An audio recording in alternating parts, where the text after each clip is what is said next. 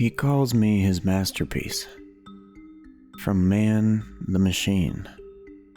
That's what the plaque says. I can't see it, but he's told me that's my title. All I can see is the screen and the onlookers on the other side of the glass. Looking at both is still disorienting. I'm not used to my eyes being so far apart, and don't reckon I ever will be. Also, I miss blinking. A lot. His name is Tobias Kinseel. There are two things you need to know about him. One, he's an artist. Two, he's completely insane. You'd recognize him if you saw him straight away. That mirror-surfaced glass eye is hard to miss. Chances are, you won't see him though. Not unless you're down on your luck. If you have already heard of him, and are alive to read this, then screw you. Why?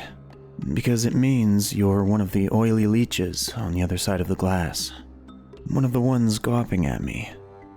The ones rich and wealthy enough to know about Tobias Kinseel and his gallery of anatomical defiance. I've recognized dozens of them.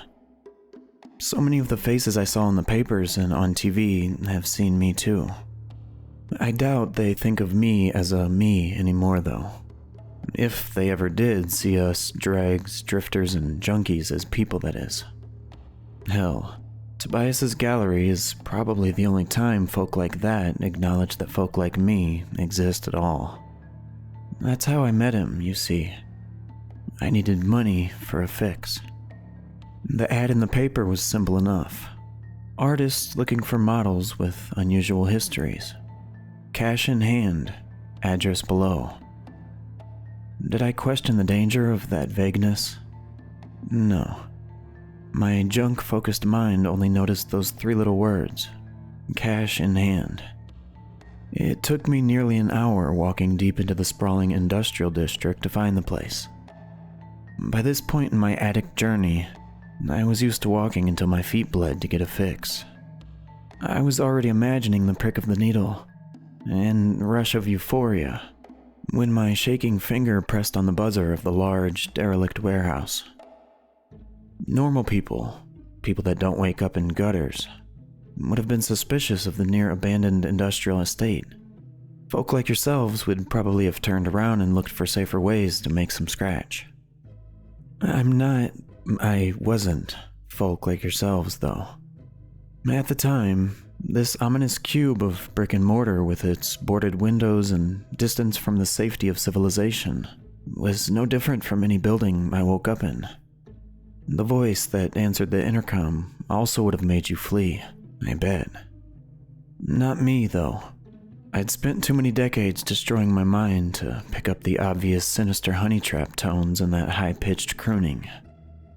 Yes? It was Tobias that answered. Not that I knew it then. At the time, all I registered was that it was a German voice. Male, but cracking and splitting in pitch at odd points. Can I help you? Advert, model, I managed.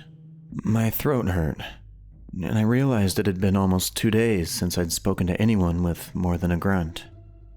If I had legs, I kick myself for taking my vocal cords for granted. Tobias either didn't notice or didn't care about my near-broken speech patterns. His response was ecstatic.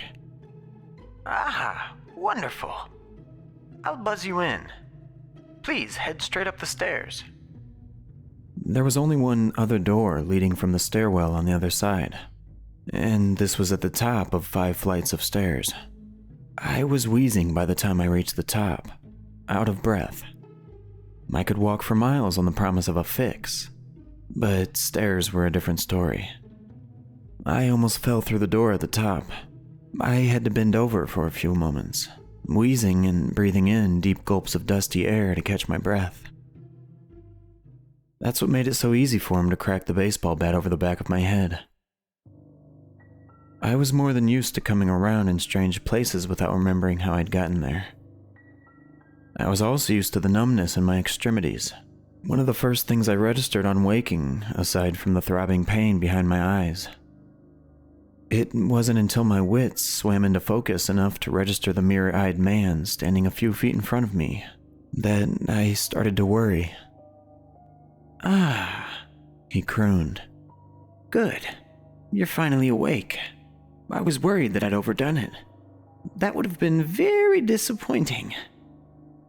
I started to gather more of my cognition. I realized I'd gone a while without a fix, because my heart was pounding somewhere that felt too far away. My eyes stung, and I knew that if I could feel my arms and legs, they'd be sweat-covered and jittery. How long... what? My voice coming through weak, feeble, and distant. Tobias tutted, waggling a finger. "Now please, don't try speaking just yet. You need to be calm. Calm and collected. Everything will make sense once I've given you the tour." He clapped his hands, rubbing them together and beaming. "Tour? What?" "Shh, you must save your strength. We have not one moment to waste." He strode out of view, and with a growing alarm, I realized that I couldn't turn my head to follow. I couldn't even move my eyes. I stared straight ahead, unable to do anything else, eyes itching as the room that had been around the mauve-suited, one-eyed man swam into focus. It wasn't the room at the top of the stairs. That had been dark, dusty, lit only by what daylight managed to fight through a row of windows along the top of one wall. The room I was in when I came to had no windows, and was better lit, but not much. The slight increase in light came from two naked bulbs hanging on frayed wires, flickering things that cast a pathetic yellow gleam across the tiled walls and floor. There was also less dust in the air, but the smell of anesthetic and coal fumes that replaced it was far from welcome. I'm assuming it was still in the warehouse, that I'm still in the warehouse, but I have no way to prove this. It looked less abandoned, less forgotten than the warehouse, although, again, not much. But this offered no comfort. It's hard to find any comfort in anything when you wake up in a filthy, blood-splattered surgical theater, especially one with a forge, anvil, welder, and smelting equipment clearly visible in one corner. Especially when in the opposite corner, there's a large canvas and steel frame laundry bin, filled with bulges that leak a dark red through the fabric. Especially when you recognize one of the feet poking out the top of said gore-filled bag. The hammering of my ventricles intensified, made worse by the fact that my panicking body could not find lungs with which to take frantic, shallow breaths. I couldn't feel my chest at all. To my increasing terror, I still couldn't feel much of anything, and what I could feel felt wrong, twisted, out of place. My feet were still absent, but my tingling fingers weren't where I remembered them ever being. My twisting gut rumbled from somewhere behind my face, which itself was totally numb save for the acute pricking of my dry eyes. I still couldn't blink either, look anywhere but directly ahead. When I screamed, the sound echoed from elsewhere, away from the spot my frightened mind was used to hearing that howl from. And the ears I heard with? Tinny, ringing, and again, totally absent from my perception of physical sensation. I would have tried to struggle, but I couldn't find any muscles to struggle with. All I could do was scream. "Stop that!" The mirror-eyed Tobias was in my field of view once more. This time, his expression was furious. His Germanic crooning laced with razor wire. "Stop that caterwauling immediately! I don't want to have to silence you. It will ruin the effect." I stopped screaming, but not entirely because of his threat. It was because of the reflection that I caught in his mirrored chrome left eye. What I saw rendered me too confused, too horrified to do anything, even scream. I suspect that if Tobias hadn't taken chemical measures to prevent it, I would have lost consciousness once more. It was only a glimpse, and a distorted, confused one at that. But it was enough for me to instantly understand the severity and futility of my situation. I should have seen my face looking back at me in the reflection of that eye. I didn't. Where's my... I heard my voice drifting from way off, despite feeling nothing from any mouth, jaw, teeth, or throat. All in good time, my little prize. Tobias sounded jovial as he fiddled and clanked with something behind me. My vision juddered, and then, without warning, I swiveled 180 degrees. At the time, I figured Tobias had strapped me into some kind of wheelchair. Again, there was panic-inducing cognitive dissonance. This time, at the absence of inertia, or jolting sensation as he pushed me through the thick double doors. The hallway beyond was pitch black. I only knew it was a hallway because of the brief glimpse I got of the long red carpet trailing off into the shadows before the doors slammed behind us. My eyes registered nothing in this new place. My ears were a different story. From wherever they were, they picked up tinny whimpers, muffled metallic sobs, and faint organic grinding coming from deep in the darkness. My gut, one of only 2 organs I could still feel, twisted itself into an even tighter knot. My heart threatened to bruise itself from how hard it was hammering against my ribs, or I naively thought at the time. Both of these sensations intensified from the feeling of the wind against my naked eyes, the realization that Tobias was wheeling me toward those haunting groans, moans, and wet crunches. I didn't realize we'd stopped moving until my ears picked up the click of a light switch, and my eyes were flooded with white light from a strip bulb hung in a small alcove along one wall. Tobias had placed me in front of this alcove directly facing it, so that my immobile eyes could take in the collection of framed paintings it contained. These, my little prize, are the Bramfield paintings. They were my muse, my catalyst, my spark. What started me on my journey toward here, toward now, toward you. If I weren't already terrified of the consequences of crossing that sickly crooning from behind me, I would have screamed again. Compared to what I was about to witness, these paintings were, well, tame. Had they been the last stop on Tobias's gallery tour, I'd have been numb to them. As numb to them as was most of my worryingly still unresponsive body. I didn't fully realize what was happening yet, though. And without the wider context, those paintings alone were already enough to send the 2 organs I could still feel into convulsions. They were, without a doubt, painted by somebody who had seen hell. Nobody could paint things that detailed, that monstrously, hideously intricate, unless they'd seen them firsthand. Ah, beautiful, aren't they? The venomous crooning said, sighing. When I first saw them as a child, I knew that Bramfield, he had something different, something none of these other pretenders with their outsider art could ever capture. Something raw, something real. I was naively grateful that Tobias didn't have me linger in front of the paintings for long. He was far too eager to show me his own work to let me study the paintings of his self-appointed teacher, his horrific muse, for more than a few minutes. It was still too long, though. Obscenity took on new meaning for me when I saw those paintings. Despite never being religious, the only word I have for those oil colors is blasphemy. Blasphemy not against any god, but against life itself. There was a vast landscape of a gigantic baby's head. It had no body, unless you can call a fleshy, glistening maggot's tail a body. But it did have limbs.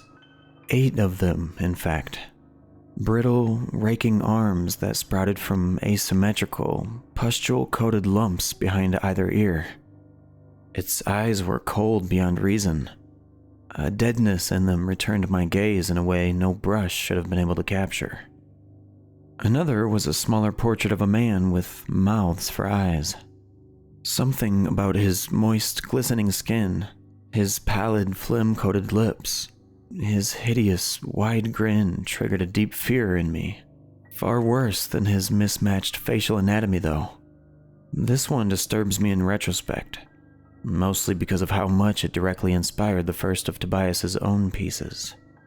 On my first, and thankfully only, viewing, it disturbed me mostly because of the laughter I had to convince myself I couldn't hear when I focused on it. Finally, there was that damn throne. It's the one thing in all of Bramfield's work that disturbs me as much as the art of Tobias's it inspired. Well, almost. It was the smallest of all the framed canvases, yet it held my attention the longest. It was a throne of corpses, thousands of them, all photorealistic. The twisted screams of pain and agony on each face, reminiscent of any captured image of a mass grave after a human atrocity. Every single one told a story of agony, of suffering beyond all comprehension or reason. At the top of the corpse pyre, sitting at the peak of the pile of naked bodies, almost too high above for the artist to render, was a figure in a cloud of dark mist. I've never been more thankful of anything than I am for the fact the painter, this Bramfield, wasn't close enough to make out any details of their form. I am writing to you at a time when I've seen more nightmares than any person should have, in an even marginally fair world.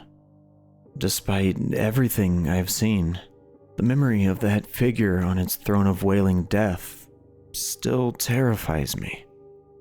As I said, though, Tobias didn't give me much time to wallow in Bramfield's oil and canvas terror.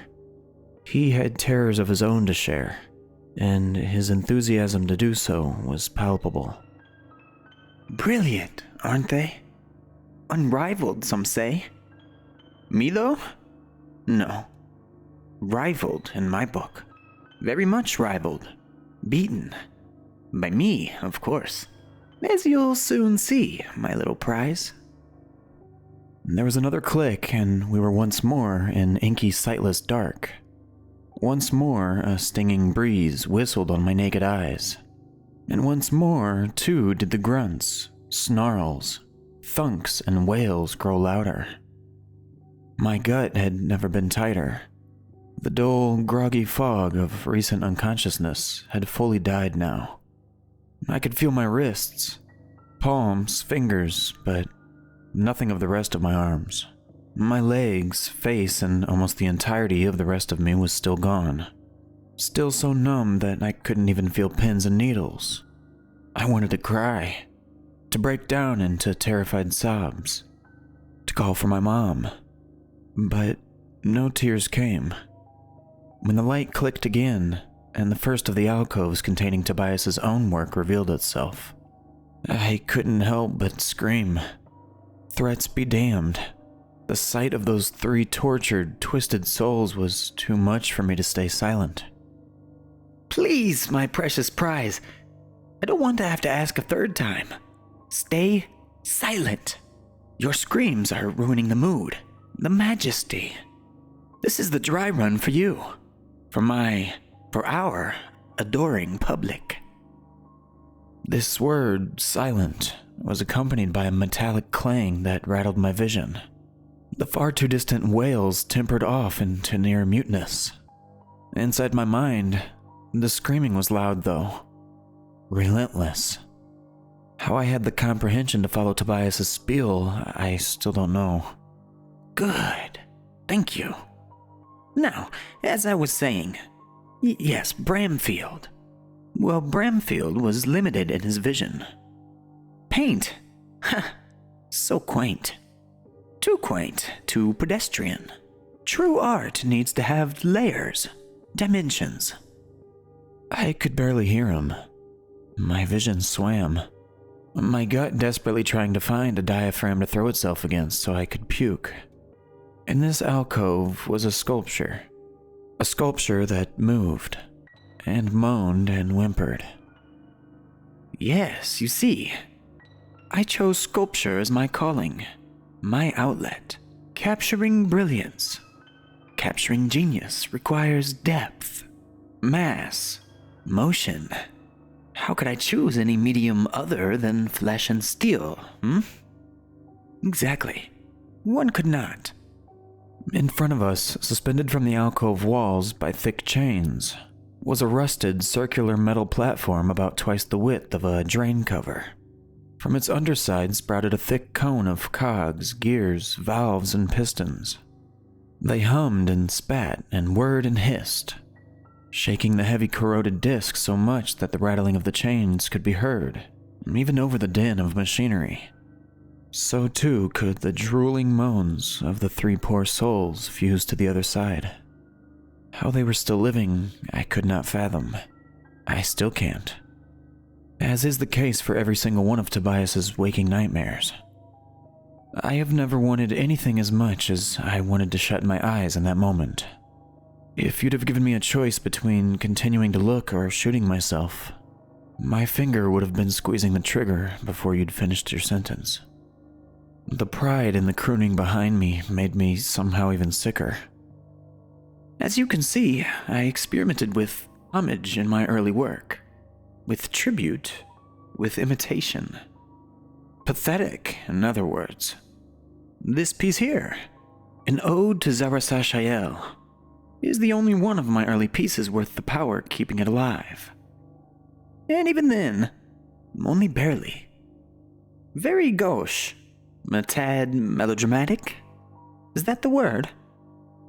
Well, what is the past but a slideshow of embarrassment? It was obvious what the mirror-eyed maniac had been referring to when referencing imitation. These poor, once people had been arranged to as best resemble the mouth-eyed man in Bramfield's painting as Tobias possibly could. None of them had any tissue remaining below the chest, although only the central figure retained their entire set of ribs. This poor creature was the most intact of the three, and the only one connected to the rusty disc, which, to my horror, I quickly realized from the scars and burn tissue it had been welded to. The armless torso was writhing on the brown-orange surface. I was again acutely aware of the numbness in my own arms at the sight of the gnarled, scarred stumps at the creature's shoulders. Sadly, and twisted and nightmarish as these observations were, the heads of the three unfortunate souls left little room in my shattering psyche for much else. I had to remove a lot of cranial matter to get the facial position right. I don't know if they're conscious anymore. Not really. Probably better for them that way, though, right? The oddly pitched laugh would have sent a shiver down my spine if I could feel the damn thing. Again, it was horrifically obvious what he meant. He'd removed the eyes, brow, and nose of each of the trio of victims. More or less, the entire upper halves of their heads were gone. Jagged trails of scar tissue ran along the seams where he'd attached them to each other, fusing the remaining two once people to the armless torso. He'd positioned them back to back, so that their jaws jutted out like thick horns as the amalgamated aberration's new brow. Upside-down mouths twitching and drooled where the eyes of the disc torso should have been, their throats bulging at unsurvivable angles on either side of its neck. The three slavering half-skulls met at the center of the sculpture's perverse face. Where they connected sat a sack of membranous skin stuffed to the point of translucency, revealing a mess of pulsing gray brain matter within. The two peripheral figures were somehow even less intact than the pillar torso. Aside from their twisted necks and halved faces, all that remained of them were internal organs hanging in sagging, goiter-like bulges the size of basketballs. These trembling lumps protruded tumor-like from the underneath of each of the central figure's armpits. and it was impossible to tell where the raw flesh of one body ended and the next began. The quivering organ buboes were further connected to the central torso by exposed veins, arteries, and gastrointestinal tubes, merging every biological system of the heaving bodies into a single organic mass. Keeping them alive was tricky, my little prize. This is actually the third iteration of the piece. But here it is, still breathing all these decades later. Marvelous, no? I'm particularly fond of the mechanisms here, even if they are somewhat crude by my current standards. That cone is full of prototypes for gizmos and doodads I still use today. Still, you'll find that out shortly, won't you? Onwards! The seconds between his final word and the click of the alcove light vanishing felt far too long. I had far too much time watching that misshapen, mangled thing that had once been 3, writhing and thrashing on its humming baseplate. I could still see it when the darkness washed once more over us. I felt the tiniest flutter of relief when it became clear Tobias didn't intend to show me his entire gallery. We walked through the dark for at least 15 minutes. The ebb and sway of the stinging wind on the flesh of my eyes, informing me when we turned corners in the sightless labyrinth.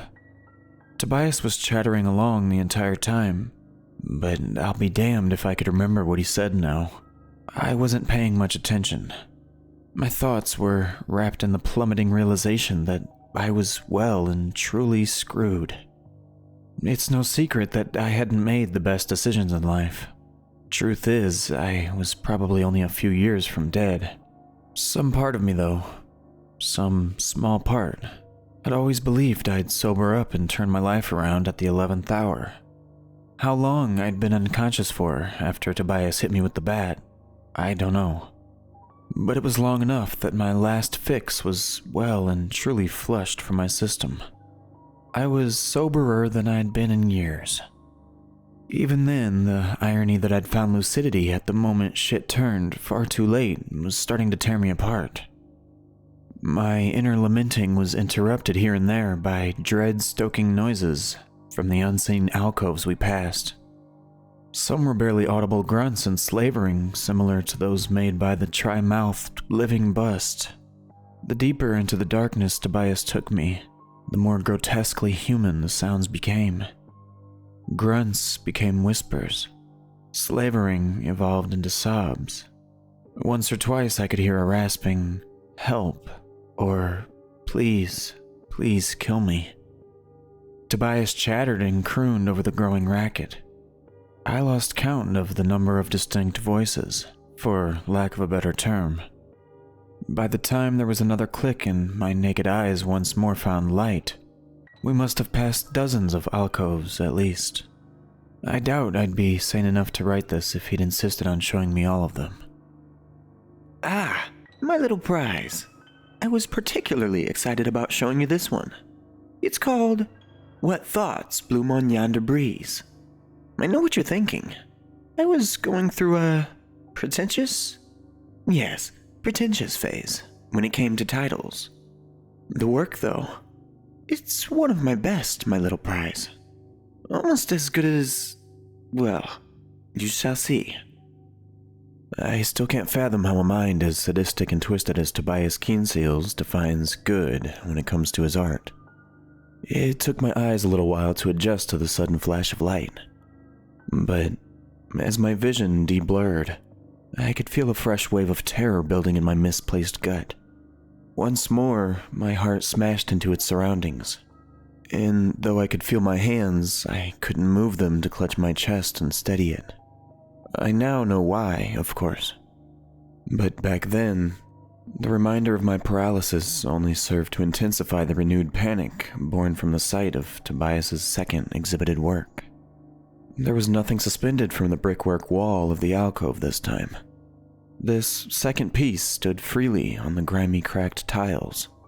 The inorganic components consisted of 2 television-sized cast-iron drums, welded together at an acute angle.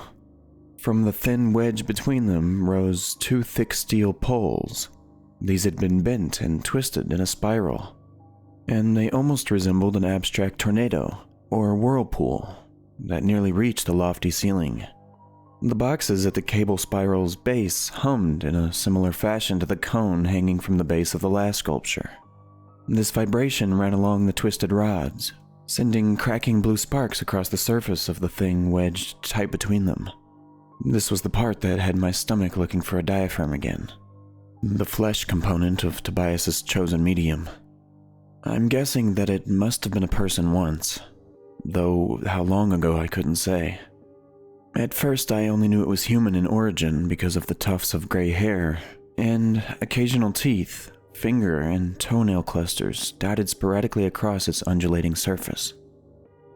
I was going through a radical experiment phase here, my little prize. Experimenting with diseases, pathogens, cancers. This one was a foray into unchecked growth, into cellular chaos, a mirror of inhumane humanity we've allowed our society's reflection to become. As I said, pretentious. The form, though, my prize, the form is my master-crafted gift to you. To me. To us. Feast your eyes on it and weep as I do. And Tobias was indeed weeping. I could hear it in his words. I would have been too, although for entirely different reasons. The form Tobias was so proud of, his gift, was a potato-shaped lump of flesh about 10 feet long. It was suspended in the air somehow, rotating slowly as it floated between the steel spirals, riding the crackling faint blue bolts of lightning that jumped from their humming surface. As the thrashing lump turned in place, a few gnarled facial features came into view on its surface. A bloodshot eye near its base, a swollen mouth at its middle, cauliflower ear and a second eye closer to its top. The only thing that stopped me screaming when the bloodshot gaze locked on mine was the morbid curiosity driving me to hear Tobias's explanation, his excuse for the abomination before me. This one, my little prize, is still conscious. And it was at this moment the twisted, swollen mouth on the thing's surface wrenched itself open and screeched at us. Flecks of phlegm burst from between cracked brown teeth. Never before have I heard so much rage, so much anger, so much hatred poured into any sound made by a human mouth. It was like no roar I could ever imagine a human capable of making. It was human, though. Of that I was certain, no matter how much I wish I wasn't. I had no bones I could feel. But if I did, the obvious, still humanness of that otherwise unworldly shrieking would have chilled me to them. Tobias allowed the mouth on the behemoth tumor to carry on shrieking and screaming its unchecked hatred at me, until the gnarled features orbited once more from view. I could hear him tittering to himself as it roared, laughing at the white-hot rage in those bulging, bloodshot eyes. I could do nothing but wilt under the force of that fury. It was clear the fact I wasn't in any way responsible didn't matter one bit to the person that was now this disgusting, heaving mass. The consciousness behind those misshapen eyes was so far into the realms of suffering. It could feel nothing but hatred for anyone that didn't share in its pain. You see, my little prize, it was this piece, the reaction of the model here, that made me realize what my clay emotionally became was far more important than what it physically became. This lump here, the cancerous nothing, has created beauty from the most base, the most ugly, the most disgustingly passionate depths of the human spectrum. It was upon seeing this recently, and finishing the last piece I want to show you, that, well, you'll see. I'm so excited, my little prize. I honestly can't wait. We reached the final alcove of our tour after another half-hour walking in total blackness. Tobias must have had the maze engraved in his memory. Either that or his mirror eye could see in the dark, because not once did he get lost or bump into a hidden wall. The sounds from the unlit alcoves reached further and further into my nightmares for inspiration. The whimpers and moans grew to eerie levels of quiet. Soon they became less pained, more subdued. Sobs soon became unintelligible gibbering. Insane ramblings and twisted mutters rose from the dark spaces where whimpers of fear once came. If I could feel my spine, it would have tingled. My absent toes would have curled. I had to convince myself I couldn't hear a machine gun paced tink tink tink tink of flesh against glass that perfectly aligned with my heartbeat. I think I'd have started pleading with Tobias if I hadn't spent the prior few years high off my ass. I started pleading with myself instead, begging myself to let this be some kind of trip, some withdrawal-induced fever dream. Part of me thought I'd died, that I had OD'd and this place was hell. Hell, maybe it is. I can't think of many other places you'd see the kind of fucking thing that was in front of me when the final set of alcove lights went up. It had once been at least 6 people, judging by the number of mouths. I didn't have time to count the eyes, though, and there could very well have been more than a dozen. It was impossible to count the rest of the pieces, but there was definitely more than enough on display to account for 6 people. At least 6. This alcove was larger than the others, wide enough to account for about 3 of the previous ones, and then some. The entire space was taken up by a vast canvas, stretched taut end to end. I could tell straight away what it was made of. There was still blood pumping through the veins in it, obvious scarring marks identical to those on the merged faces of Tobias's first sculpture. The 6 mouths were arranged at the center of the room-sized skin canvas, scar fused into it. The galaxy of eyes spiraled from them, and the sea of blinking gazes was itself surrounded by a fractal ring of twitching ears. Marvelous, isn't it, my little prize? This one I call, From the Machine, Man.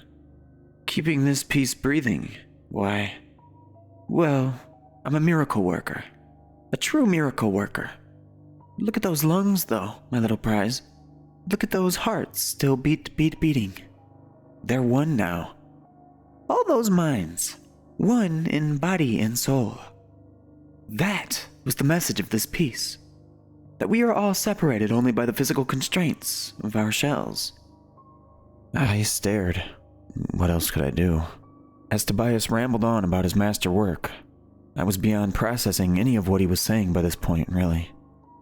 I wasn't afraid. Terrified, horrified, panicking.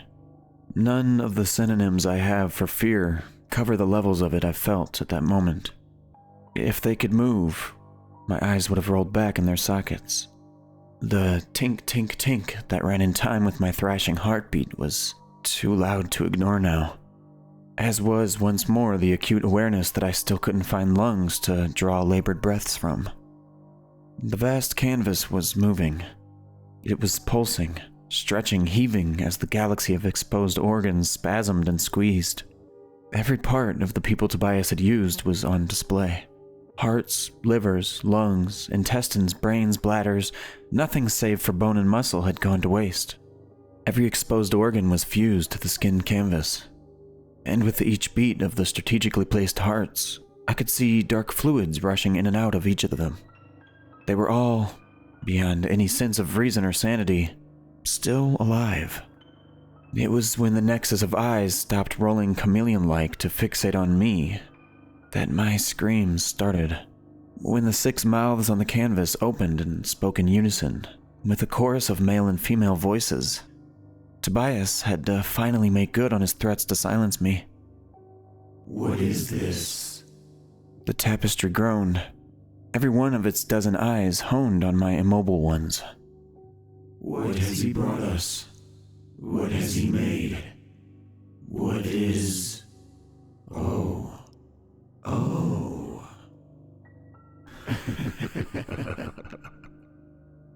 What the mouths on the canvas did next, the sound the mouths made when the eyes had finally taken in my entire form, still haunts me. They started laughing, a horrid laugh, a crooked tittering, a harsh, disjointed guffaw that almost drowned out my now unrestrained howls of pure panic. I didn't have long to scream, though. As I said, Tobias made good on his earlier threats. There was a metallic scraping accompanied by the briefest screech of speaker feedback, like an aux jack being pulled from a cheap guitar amp. The second it hit my hearing, the sounds of my screams left. All I could hear now was the cackles of the living canvas and the all too clear tink, tink, tinking of vascular muscle on glass. You forced my hand, my little prize. Tobias had to yell to be heard over the hysterics of the flesh wall. So I'm sorry, but no voice for you. Not that it matters much. We're near the end. Our destination. The finale. Home. I'm so... well, gosh. I'm just so excited, my little prize. So excited. We weren't gliding through the dark for long on this final journey. We had also run out of unseen alcoves, although the near silence was hardly a comfort. Tobias wasn't jabbering to himself anymore either. The only sounds I could hear from his direction were his echoing footsteps and breaths. The latter were coming through fast, ragged. His anticipation was palpable. It radiated from him. A razor-wire eagerness only found elsewhere in nature riding the lungs of half-starved predators before a kill. I couldn't feel my breaths. I couldn't feel anything at all except the stinging of my eyes, the knotting of my gut, and the tink, tink, tink of my heart, against what I prayed were my ribs. Inside my mind, I rolled and roiled in the blind terror that rose the moment Tobias, for lack of better word, disconnected my voice. The acute awareness of every missing sensation magnified 1,000-fold in that moment. An uncountable number of worst-case scenarios flashed past my mind's eye, each more hellish and resolve-breaking than the last. When Tobias clicked on his final light switch, it took me less than half a second to realize that, hellish as they had been, none of my predictions were as bad as the reality that awaited me.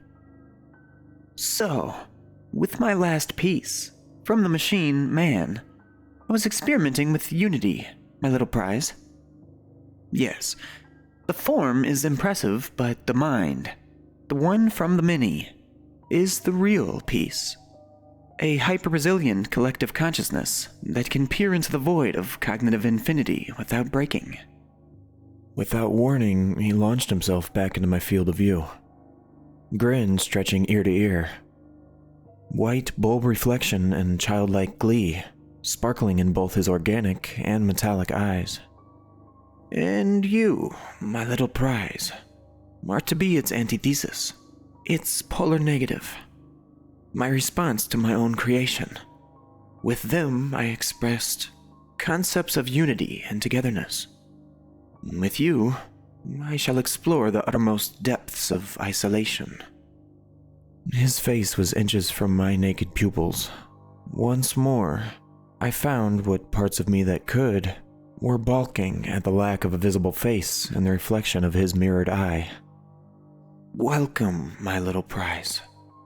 No, my little masterpiece, to the beginning of your contribution to history. He stepped aside to reveal the alcove that would be my tomb. And for the first time, the full horror of my fate dawned on me. The alcove was a large glass case. Inside it was an elaborate network of devices and machinery that included a keyboard, screen, and a computer tower. They weren't what made me wish I still had lungs to scream. What did that was the hands positioned on wires at the keyboard, ready to type.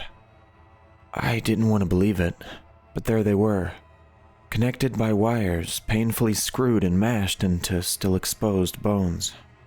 I tried to flex my still tingling fingers, urging the digits in the case to remain still. They didn't. My hands were behind the glass, hooked up to a janky iron box with a radio antenna sticking out the top. I watched them flex and wriggle at my command. I could feel the keyboard beneath my fingertips. My gut was once more trying to find a diaphragm. Not just because of the hands, either. The brain floating in the small steel bar spiral was equally responsible. Yes, you see that? That's you, where you actually are now. Tobias opened the case and poked the floating brain with his little finger. In an instant, every shred of my awareness became white-hot pain. I was blind, deaf, totally unable to register any physical sensation except agony. The moment Tobias removed the digit, the burning ceased. He cocked an eyebrow. His point proved. Wireless signal transmission, my little modular masterpiece. Observe. And this is when the last of my remaining sanity broke. Tobias reached down and picked up one of my eyes. My vision split, the view from my left still fixed on my twitching hands in the case. From my right, everything became a blur. Observe, my little masterpiece. Observe. From man, the machine. Tobias hadn't been pushing a wheelchair. He'd been pushing a wheeled surgical trolley, the kind used to transport tools. On it were the last remaining parts of me. Each was connected to a small black box, exactly like the one wired to my hands, bent radio antenna and all. My heart was tink-tink-tinking in a glass jar, hung from a rusted metal plate where a lid should be. I could see my stomach and intestines in a similar, albeit slightly larger, vessel. It was the eyes that were the worst part, though.